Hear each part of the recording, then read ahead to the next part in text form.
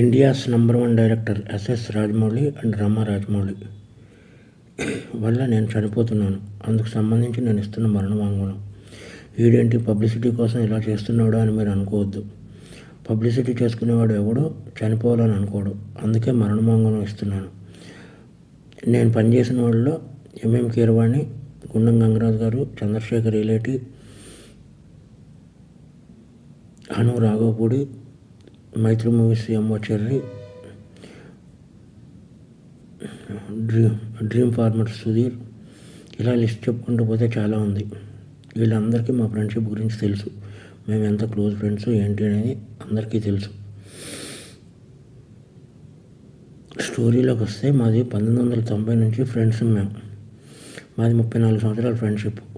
రామాయణం, మహాభారతం ఆడవాళ్ళ వల్ల జరిగాయి అంటే ఏంటో అనుకున్నాను, కానీ ఒక అమ్మాయి వల్ల మేము ఇలా అవ్వాల్సి వస్తుందని కళ్ళలో కూడా ఊహించలేదు.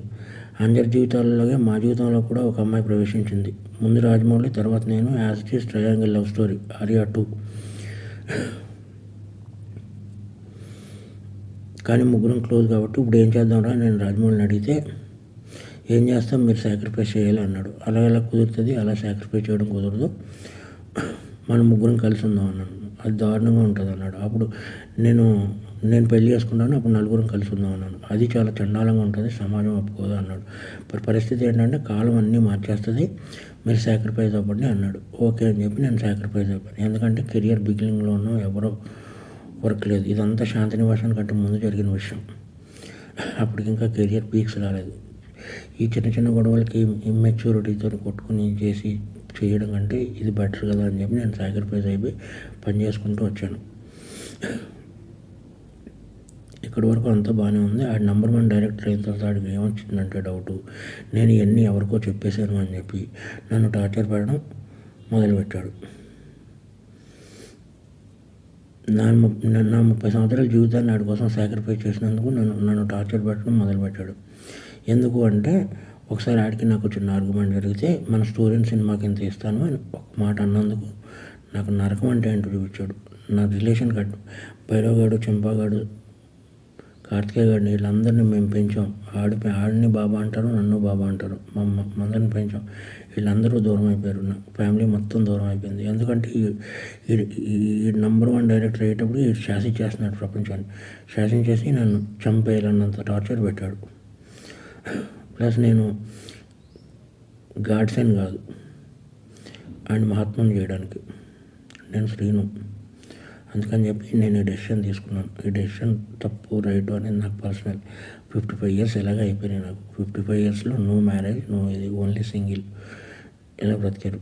బట్ ఇలా నా వల్ల నా జీవితంలో ఎవరి జీవితం అవ్వకూడదని యూత్కి నేను ఇచ్చే సలహా ఏంటంటే, కెరియర్ని బిల్డ్ చేసుకోండి, అమ్మాయిల జోలికి వెళ్ళకండి. ఇది ఫ్రెండ్స్ నేను చెప్పదలుచుకున్నది. ఎందుకంటే ఏం లేదు, బాధ వస్తుంది. ఒక ఫ్రెండ్ వల్ల నా జీవితం ఇలా అయిందా? ఒక ఫ్రెండ్ కదా, ఫ్రెండ్ ఎప్పుడో అక్కడ అమరేశ్వర్ క్యాంప్ నుంచి మెడ్రాస్ వెళ్ళి, మెడ్రాస్ నుంచి వైజాగ్ వెళ్ళి, వైజాగ్ నుంచి హైదరాబాద్ వచ్చి ఎన్నో కలలు కానీ ఫైనల్గా నేను ఏ డిస్టర్బ్ చేయకపోయినా సరే వీడందరికీ చెప్పేసి ఉంటాడని ఒకే ఒక రీజన్తో నన్ను టార్చర్ పెట్టడం మొదలుపెట్టాడు. కాబట్టి మీ అందరితో షేర్ చేసుకుని, అట్లీస్ట్ ఆడికి చెప్పినా అర్థమవుతలేదు కాబట్టి మీ అందరితో షేర్ చేసుకోవాలని చెప్పి షేర్ చేసుకుంటున్నాను. ఇది ప్లస్ ఇంకొకటి, ముగ్గురు మధ్య జరిగిన దానికి సాక్ష్యాలు అది ఏముండవు. నేను చనిపోతున్నాను కదా, సుమోటో కింద తీసుకుని లై డిటెక్టర్ టెస్ట్ పెడితే తెలుస్తుంది ఏది నిజమో ఏది అబద్ధం అనేది. ఎవరైనా లై డిటెక్టర్ టెస్ట్ పెడితే నిజాలు బయటపడతాయి. లై డిటెక్టర్ టెస్ట్ పెడితే కానీ తెలియవు ఏం జరిగిందనేది, మా ముగ్గురు మధ్య ఏం జరిగిందనేది. ఎనీవే, ఏదన్నా సాడ్ ఫర్. నా పేరు శ్రీను 1 2 3 4 ఆడే వేసాడు యమదొంగకి. మీరు 7వ నిమిషం దగ్గర కనబడద్ది శ్రీను 1 2 3 4. ఉప్పులపాటి శ్రీనివాసరావు, ఎగ్జిక్యూటివ్ ప్రొడ్యూసర్ ఉప్పులపాటి శ్రీనివాసరావు 1 2 3 4 అని.